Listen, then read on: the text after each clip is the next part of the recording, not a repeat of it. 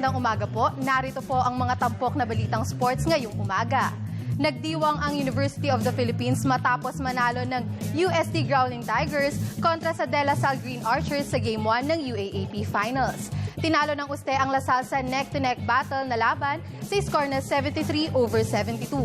First quarter pa lamang ng laban, lumamang na agad ang Growling Tigers sa score na 21-4, ngunit nagawa pang makahabol ng Green Archers. Nang ibabaw ang performance ng tinaguriang Teng Brothers na kung saan napansin ang ginawang 17 points at 7 rebounds ni Jeric Teng. Napili naman bilang best players Ferret.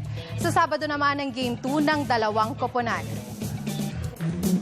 Samantala, dahil sa kanyang kahangahangang achievements, malaki ang paniniwala ni NBA great Michael Jordan na hanggang sa ngayon ay walang kapantay ang kanyang angking husay sa paglalaro ng basketball. Sa katunayan, maging si NBA superstar LeBron James ay hindi umano uubra kay Jordan sa one-on-one game noong kanyang kapanahunan. Narito ang report ni Ria Arevalo. Kung itatapat sa kanya sa isang one-on-one basketball game noong kanyang kapanahunan, walang kagatul-gatol na sinabi ni legendary cager Michael Jordan na tatalunin niya ang mga greatest players ngayon, tulad ni na LeBron James, Carmelo Anthony at Dwayne Wade. If I was in my prime, who would I want to play one-on-one with? That list is very long. Start off with Jerry West, Elgin Baylor, Kobe Bryant in his prime, LeBron in his prime, D. Wade in his prime. Melo, that's a good start. I don't think I lose. Ang kinikilalang greatest player of all time ay nakapanayam ng world sports broadcast giant na ESPN sa official release ng video game na NBA 2K14 ngayong. Hindi rin pinalagpas ni Jordan si Kobe Bryant na noong Pebrero lamang ay pinili pa niya bilang heir apparent to his throne. Other than Kobe Bryant because he steals all my moves. Samantala, inalam naman ng PTV Sports ang pulso ng ilang fans at mayorya sa aming mga nakausap ay sang-ayon sa pahayag ng itinuturing na basketball god. Wala na, mahirap na siyang pantayan. O feeling ko hindi pa ipinapanganak ang tatalo sa kanya. Galing siya talaga kahit sa mudaan si Jordan. Yung achievement nga nila. Ibang klase kay Jordan. Talagang gifted. Kilos na kilos pa lang eh. Ibang-iba yung galaw ni Jordan kaysa sa kahit kay LeBron James, Kobe Bryant, at kung sino pang mga Carmelo Anthony. Jordan talagang the best, greatest. Hindi, parang sa boxing, si Ali nung araw, akala natin siya ang pinakamagaling. Nung dumating yung Pacquiao, nalagpasan siya eh. O, di ba? Ganon din sa basketball, darating at darating ang araw, maaaring buhay pa tayo o hindi natin panahon ng mga susunod sa atin. Maaaring meron na lumabas na mas magaling kaysa kay Jordan.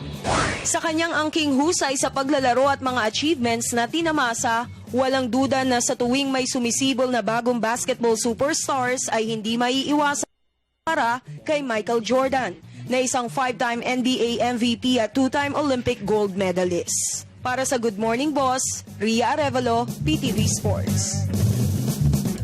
Pinuri naman ng Samahang Basketball ng Pilipinas o SBP ang kagitingang ipinamalas ni Pinoy young dribbler Kobe Paras sa katatapos na FIBA Asia Under-18 3-of-3 Championship sa Jakarta, Indonesia. Sa kanyang edad na 16, nagawang pagharian ni Paras ang slam dunk contest katapat ang mga bigating foreign rivals. May report si Cristabel De Leon. Kinatuwa ng Samahang Basketball ng Pilipinas o SBP ang pinakabagong karangalang naiuwi sa bansa ni Pinoy youngster Kobe Paras. Ang anak ni legendary PBA cager Benji Paras ay tinanghal na kampyon sa slam dunk contest ng FIBA Under-18 3-on-3 Championship sa Jakarta, Indonesia noong linggo. We're very honored, we're very happy, no? Sobra-sobra ang saya namin. And we're very proud of our young boys. I should not call them boys, no, young guys, for showing the heart of the Filipino.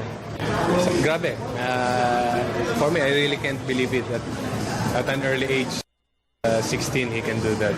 So I'm so happy, and I'm happy for him and proud. Samantala, bukod sa pag-aaral, nakafocus rin ang atensyon ngayon ni Kobe sa pag-develop ang lalo ng kanyang basketball skills. Bukod sa paglalaro para sa Lasal Green Hills sa NCAA, hangad rin ng 16-year-old dribbler na mapabilang sa Philippine 5-on-5 team. Well, I'll just see what will happen. I'll just focus in the NCAA and I'll just try it in the other Asian leagues and other RP leagues. Kasama ni Paras sa naglaro para sa Pilipinas sa FIBA 3-on-3 Championship, sina Prince Rivero, Thirdy Ravena at Arvin Tolentino. Para sa Good Morning Boss, Cristabel De Leon, PTV Sports. At yan po ang mga tampok na balitang sports ngayong umaga. Ako po si Hazel Ansalubon para sa Good Morning Boss.